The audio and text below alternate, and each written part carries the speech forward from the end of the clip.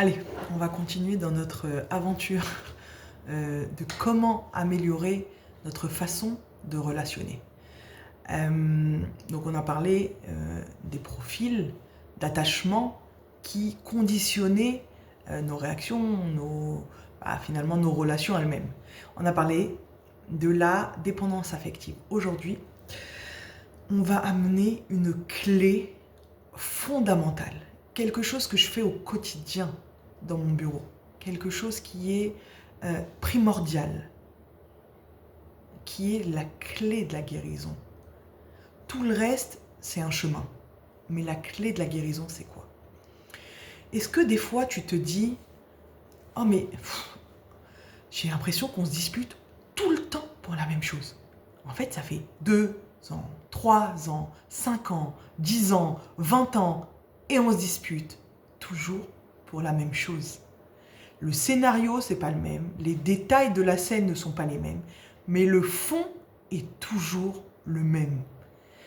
Et en fait, si tu as cette question, j'ai envie de te dire que tout le monde se la pose. Jusqu'au jour où. C'est quoi ce jour où? C'est ce jour où, et c'est la clé, on commence à ramener de la conscience à nos réactions. Ça veut dire qu'on est des robots. 95% du temps, on agit, on réagit. On est en réaction à. Et c'est tout le temps la même chose en fait. Notre quotidien, il se ressemble. Pas que à nous. Le quotidien de chacun se ressemble en vrai. D'accord? Une femme, c'est une femme. Un homme, c'est un homme. Les altercations sont plus ou moins communes. Mais nos façons de réagir, elles vont changer.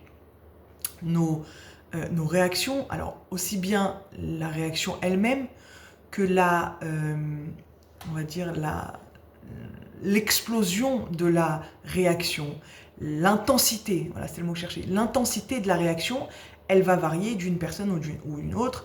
Alors là, je ne vais pas rentrer dans le sujet, mais bien sûr que l'hypersensibilité est à prendre en considération, mais on va fermer le sujet pour ne pas qu'on rentre dans des catégories, entre guillemets. En tout cas, l'intensité de la réaction va être proportionnelle à la profondeur de la blessure. Évidemment, c'est logique. D'accord ? Quand vous avez une plaie ouverte sur la main, plus la blessure est ouverte, plus la blessure est profonde, plus ça va être douloureux quand on va toucher. Et le conjoint, il est là et il passe son temps à mettre et à appuyer là où ça fait mal. C'est un peu le principe du mariage, c'est un peu le principe de l'évolution, du fait de grandir, etc. Mais revenons à la clé dans laquelle je voulais parler aujourd'hui, rajouter de la conscience. Ça veut dire quoi et à quel niveau ça se joue? En fait, pour ne pas justement retomber dans les mêmes réactions. Alors, les scénarios, ils seront toujours les mêmes. Les réactions seront peut-être souvent les mêmes encore pendant des années et des années et des années. Qu'est-ce qui va changer lorsqu'on va venir prendre conscience de nos réactions? Ça ne va pas être les scénarios, peut-être que oui, alors là on aura vraiment grandi, mais ça va être notre capacité à réagir avec moins d'intensité. Ça veut dire, quand on vient mettre de la conscience, pourquoi tu exploses quand il te dit ça? Pourquoi ça prend tellement de proportions quand il va te faire ce reproche-là précisément? Ou pourquoi il réagit tellement quand je lui dis juste « t'es en retard » ou « t'aurais pu m'appeler » ou pourquoi il y a tellement d'émotions dans ces réactions? Pourquoi elles sont tellement fortes ces réactions? Et quand on va réussir justement à prendre conscience, de la puissance et de la proportion de nos réactions, et 2, essayer de comprendre pourquoi c'est tellement encore douloureux, quand on va prendre conscience de ces deux choses-là, nos réactions vont être moins émotionnelles, vont être moins fortes, vont être moins puissantes. Ça ne veut pas dire qu'on va pas réagir. Ça veut dire quelqu'un qui a la blessure d'injustice, du jour au lendemain, il va prendre conscience qu'il a la blessure d'injustice, il ne va plus réagir à l'injustice. Pas du tout. Je pense, ça n'engage que moi, que quelqu'un qui a la blessure d'injustice, elle sert à quelque chose dans le monde, déjà pour commencer, d'accord? Je pense que la blessure d'injustice, elle ramène quand même quelque chose dans le monde qui n'est pas négligeable, comme toutes les autres blessures d'ailleurs. Mais par contre, ça va prendre des dimensions un peu moins énormes. Ça va canaliser nos réactions. Ça va diminuer le temps de la surchauffe émotionnelle qui se passe à l'intérieur.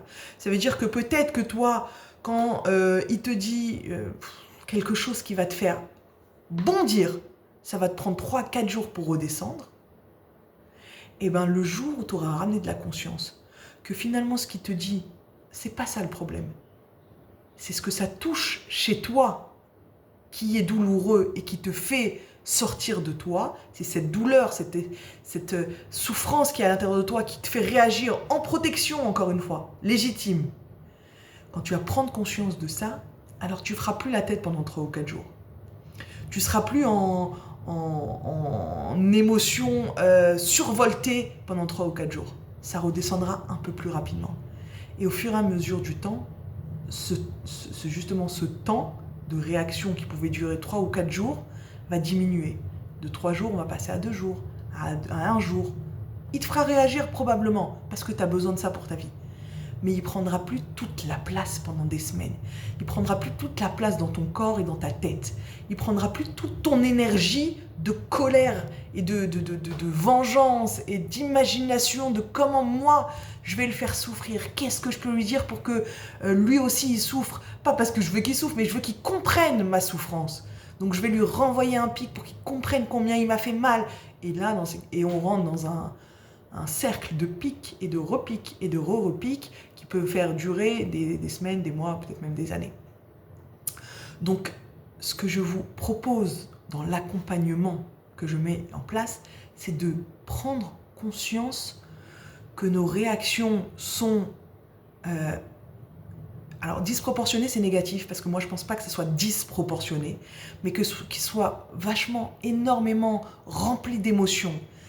Disproportionné, c'est très extérieur. Ça veut dire que, en fait, même nous-mêmes, quand on s'arrête, quand on redescend, quand l'émotion, quand c'est redescendu, on se dit, mais attends, ok, mais c'est vrai que c'est énorme pour ce que c'est.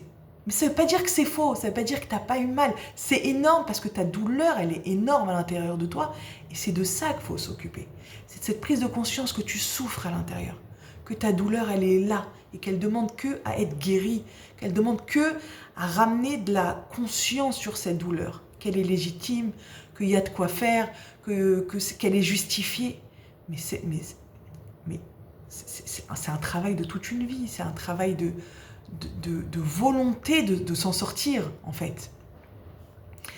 Donc, ce qui se passe ici, dans ce bureau, c'est justement ramener cette conscience. Venir déverser toute cette douleur du passé qu'on n'a pas choisi. C'est Hachem qui a choisi tout, en fait. C'est notre Neshama qui a choisi de venir dans telle et telle situation. Parce que la Neshama, elle voyait c'était quoi notre tikkun et elle savait que pour passer le tikkun et pour ne pas encore devoir revenir, il fallait passer par ça, ça, ça et ça. Donc notre Neshama, elle a décidé de choisir et de vivre ça. Nous, on se doit et on lui doit.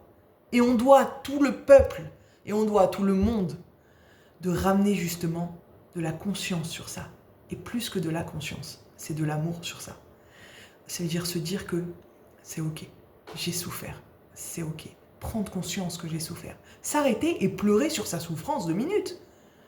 Ça ne veut pas dire que je vais m'arrêter et je vais pleurer toute ma vie en me disant « Ah, je suis maudite, je suis née sous une mauvaise étoile. » Pas du tout. J'ai conscience que j'ai souffert. Je veux réparer. Je veux améliorer. J'ai pas envie de recommencer. J'ai pas envie de refaire les mêmes erreurs. J'ai pas envie de continuer à souffrir toute ma vie. Je suis pas là pour souffrir. Je suis pas venue pour souffrir. Je suis venue pour améliorer justement. Pour ramener... de l'amour, que ce soit à l'intérieur de moi, que ce soit dans ma cellule familiale, que ce soit dans le peuple, que ce soit dans le monde, peu importe, chacun avec ses ambitions. Mais la base, c'est de se regarder à soi, de prendre conscience de ce qu'on a vécu de bien et de moins bien, de constructif et de douloureux, de tout ce qu'on est, ramener de la conscience pour pouvoir ramener de l'amour, ce qui va forcément nous amener à des meilleures relations, ce qui va forcément nous amener à d'autres réactions, beaucoup moins impulsives, beaucoup moins puissantes, beaucoup moins prenantes, parce que quand on est dans une dispute, quand on est dans une marloquette, quand on est dans un... d'autant plus dans la famille, c'est quelque chose qui nous ronge de l'intérieur. C'est quelque chose qui nous prend profondément notre énergie.